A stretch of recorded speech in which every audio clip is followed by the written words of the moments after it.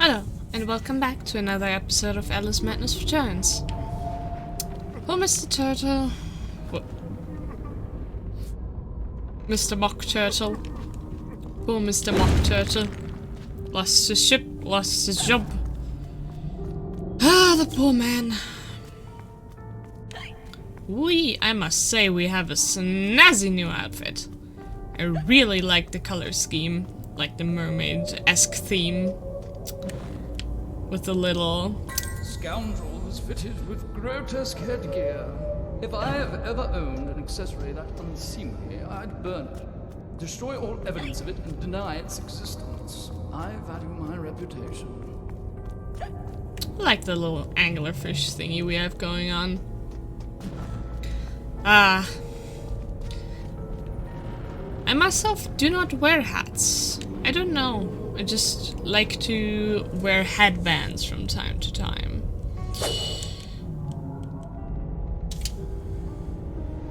Ship. Poor ship. Poor ship.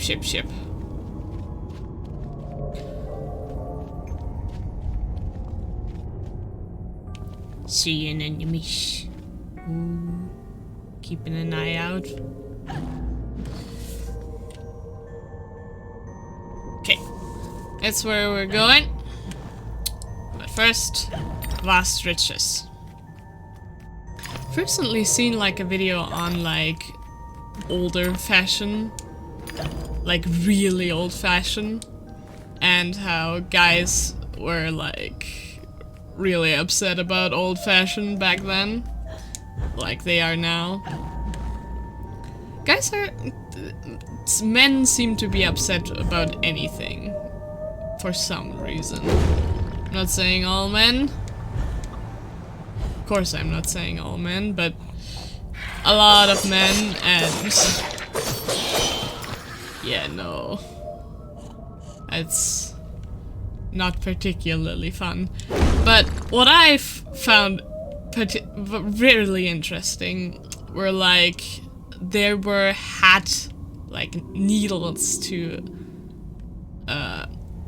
clamp your hat, not clamp, to attach your hat to very poofy like hairstyles. And those needles would have like the length of like the width of the hat to attach it.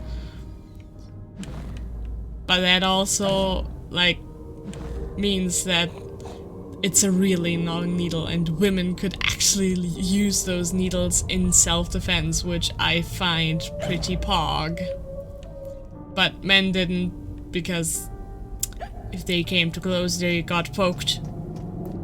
And thus, that self-defense got turned into, oh, poor men getting poked with needles.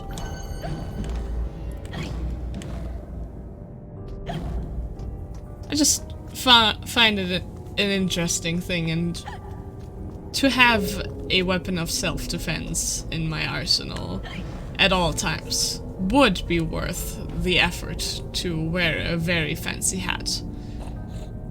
It is not my style, however, so I will probably not indulge in that particular thought all too much.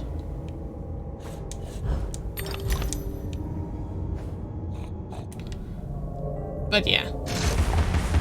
And also, again with the tooth count, I had to like replay an area because I forgot to record again, and yeah, that means I have more currency than I had before, which isn't terribly bad, but I just had to use like another half hour of my life for that specific purpose. Oh, fuck. Oh. But yeah, that also means we can upgrade our weapons. Like a little prematurely, I think, but I can make that. Hell yeah. So we might be a little bit stronger than we would be otherwise at this point in the game. But that's fine. I think that's fine. This is... Me talking while actually playing the game is also kind of a little bit of a handicap, because thinking and doing things at the same time are not my cup of tea. Let's make the horsey better. Yes. Ooh!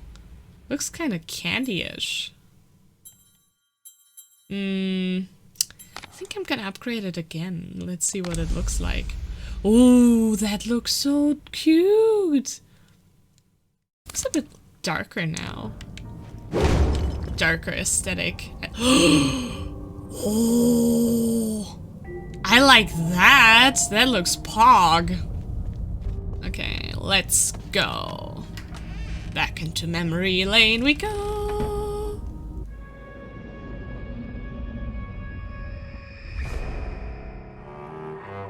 I was the last one in the library the night of the fire. The log I added to the grate was dead when I went upstairs to bed with Dinah. If it wasn't, I may be responsible for my family's deaths.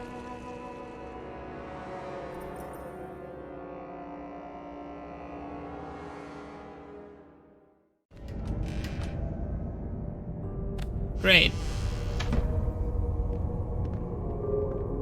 Honestly, the person that put that fucking much flammable shit in a room with, like, a fucking... what's it called? With a fireplace. That's the person that is responsible for that shit. Come on. Come on! Attack, you little wimp. So I can decimate you. Come on! There we go. Get stabbed. Ah.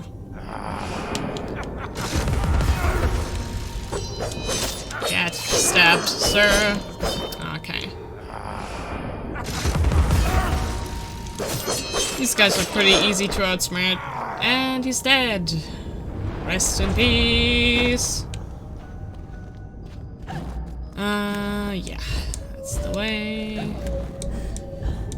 Greed! No! Slipped right off the edge. God damn it. Oh, it doesn't matter all that much. I can make that. I can make that. And we're off.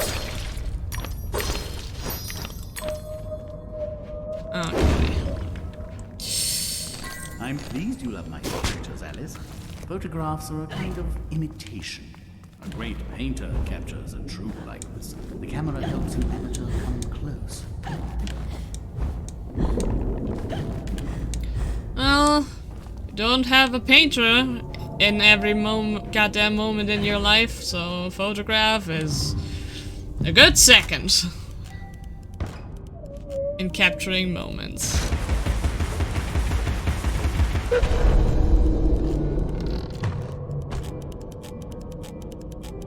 Also, like, photography as a medium isn't any less worth than, like, paintings.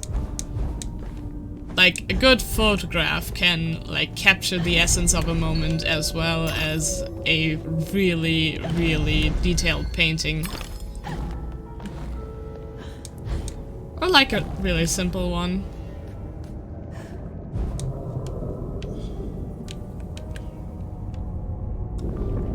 Ah, god damn it. I need to see that again. Okay, where is that platform? It is up there. If I... Okay. Okay, made it. No. God damn it. Okay, again. And like... Photography and like the things that are used to edit photos, like by now, that's a really intricate art to like make surrealism out of like realistic bits.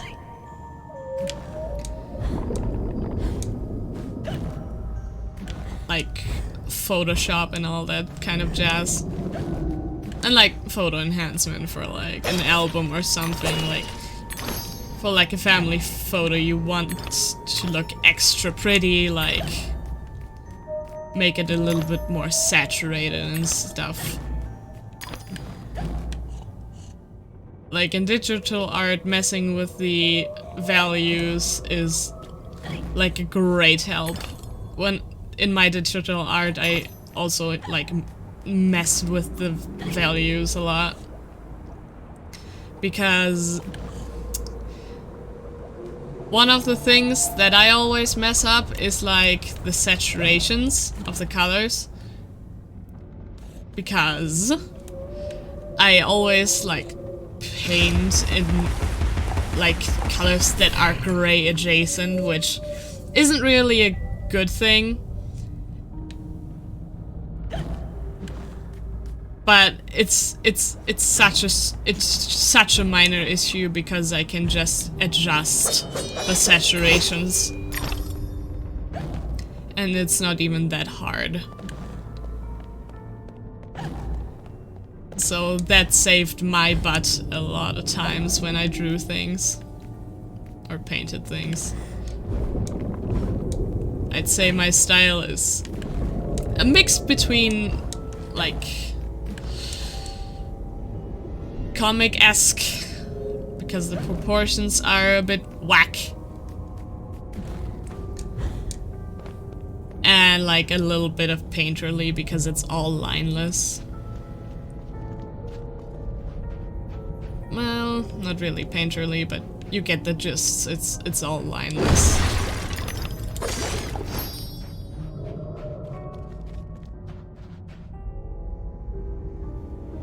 I don't know if those are supposed to be sea anemone or like the little thingies that like jellyfish spawn when they try to reproduce. Like the reproductive cycle of jellyfish kind of reminds me of the reproductive cycle of moss and fern. Because they don't immediately, when their gametes combine, don't immediately make a baby. It's more like, this male and female combine and make this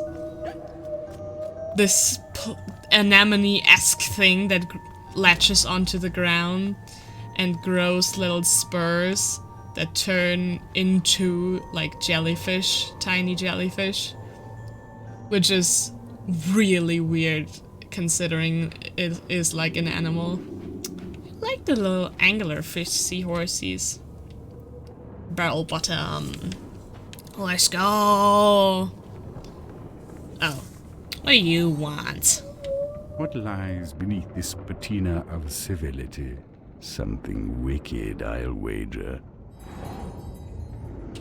Yeah, no, beneath civility always lies something wicked. Like, same goes for humans pretty much.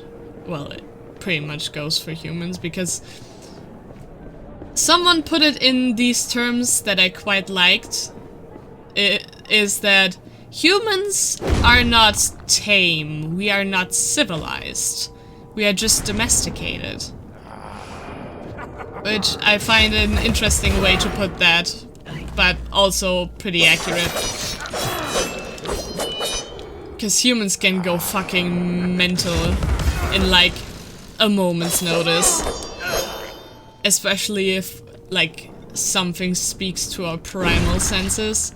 Like a mother will fucking go nuts if you threaten their children. At least usually that's what's gonna happen. And that's a pretty cool thing that is so ingrained in us. That just happens. But also for survival, of course. survival is always our highest priority, pretty much. Except when we got, like, an incurable illness going on or mental problems. Are unsuitable for young persons. Punch and Judy dust-ups are no more than vulgar domestic arguments.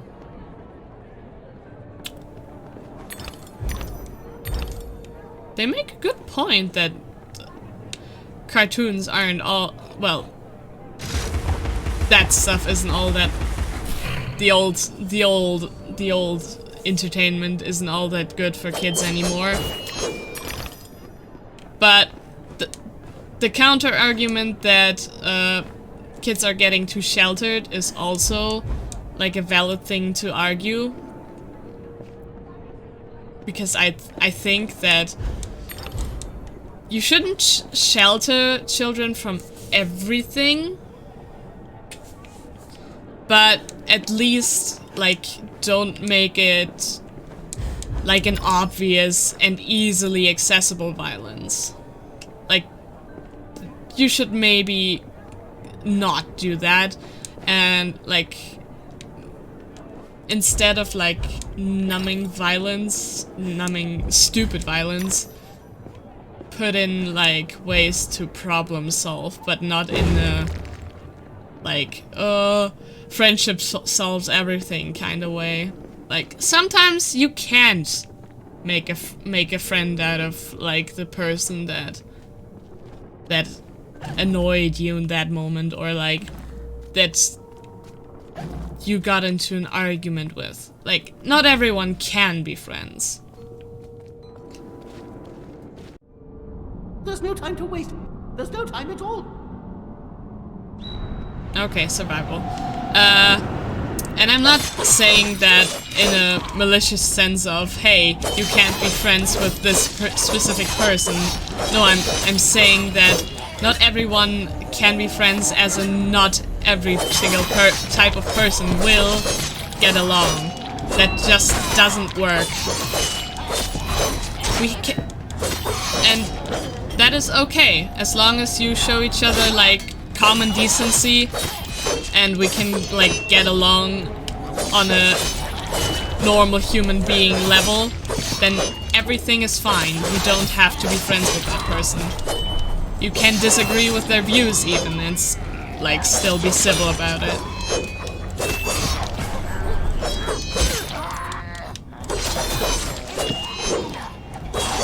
And, like, I'm not saying just don't try to change their views on something. Like, a civil argument and, like, oh, fuck. Ah.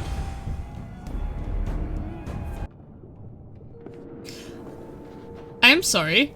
First death. My game just straight up decided to die on me. I don't know why. Okay, let's try that again. There's no time to waste. There's no time at all. Yeah, we get it. Where were we? Ah. Like...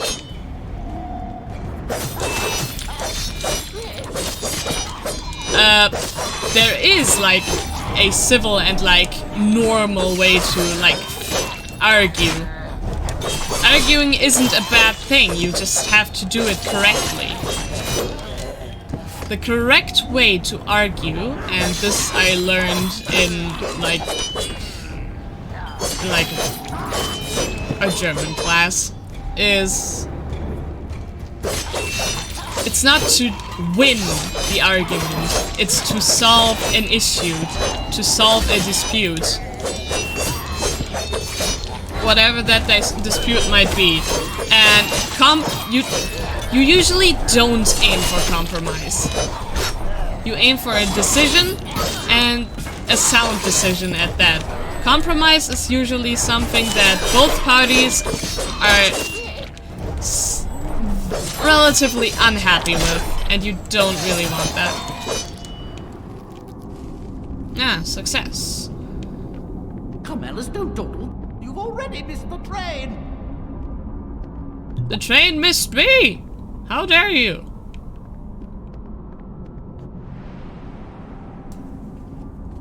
Like, if you argue you try to reach a conclusion that is like based on like facts usually. You don't disregard feelings. Feelings are very important because feelings can be factual. Like,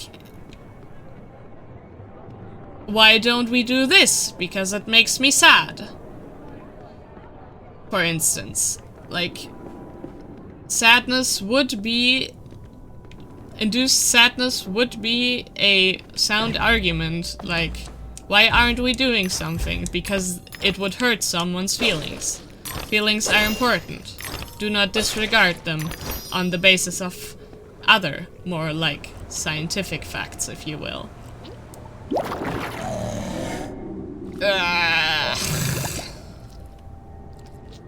Okay, have at thee, you jellyfish facsimile. Die! Oh, that's good sound. Oh, that feels powerful. I like that.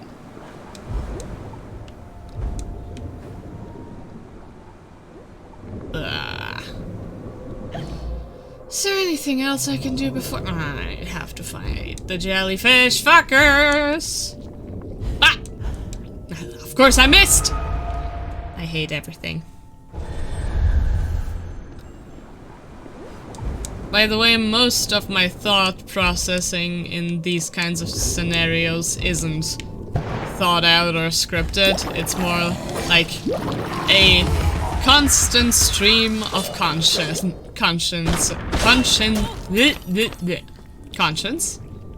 I am aware. Where is it? Oh, there you are. Get over here. Look at me when I'm looking at you. Die.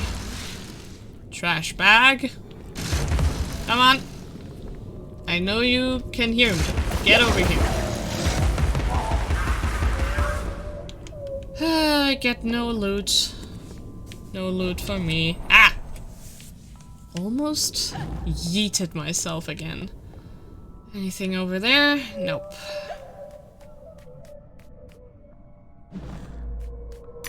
Ah! No! No! Ah! I hate that I shifted into small mode there. Because small me cannot jump. Unfortunate.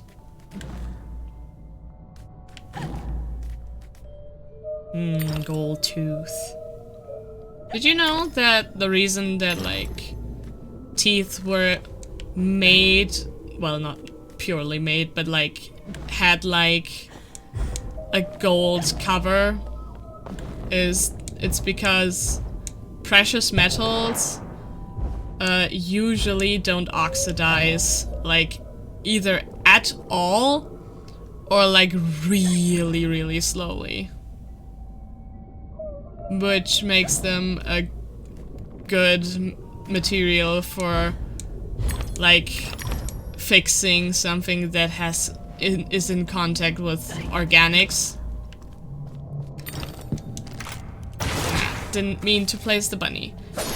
Because it just doesn't oxidize. Like, gold and silver are, like, one of the only, like, metals that you're gonna find non-oxidized in the world. Like, iron ore and, like, copper and all that stuff. You're probably gonna find it in, like, a rusted form. Or an oxidized form. Like, rust in, like, iron is nothing more than oxidized iron. Which, not every metal oxidizes the same way. Like, you see, like, the Statue of Liberty, how green that thing is? That thing was originally, like, all copper colored because it's, like, covered in copper or made out of copper. I don't know how the makeup of that statue is. but it oxidized over the years. And like, in Europe, a lot of churches have like oxidized like roof shingles. And they're just straight up Dermis was singed this to the greenish third blue. layer, and the rest of her skin was as brittle as carp scales. You want to keep your epidermis. It's very, very important, especially because there's sweat glands in there. Because without your sweat glands, you'll die of overheating. It's very, very important not to get all of your skin, or like a majority of your skin burned. That's gonna cause major problems.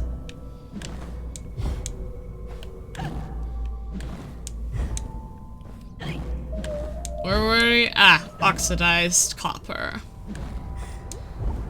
And like, I don't remember if it was aluminium or zinc, but one of the two, oxidized, is actually used like as a protective like layer for other things. Like, it's used as a protective layer for like bicycle frames or some things.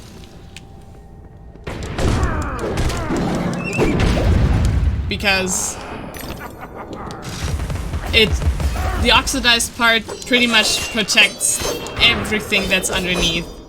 Because it can't oxidize further, and it makes a good protective layer.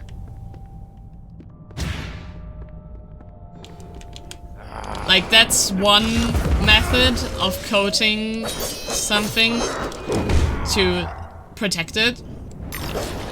Another would be to coat it in a more precious material that oxidizes slower in and of itself. But there's a slight issue with that, because if you coat something in a more precious metal than the thing that is being coated, then if there is a single scratch or groove in like the coating, you're gonna have the problem of, if there gets like water or like acid in there, that's gonna rust a lot faster, because the more precious metals being right next to the lesser precious metal causes it to corrode faster. I don't remember the exact mechanics, but it just does.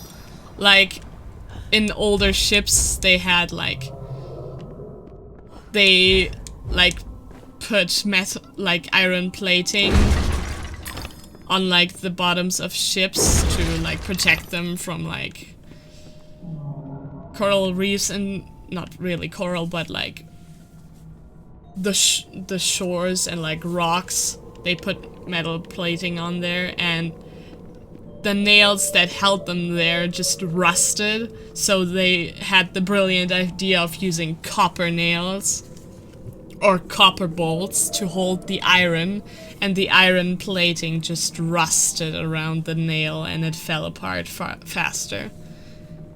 So that's that. That's not really great. Let's go into the theater.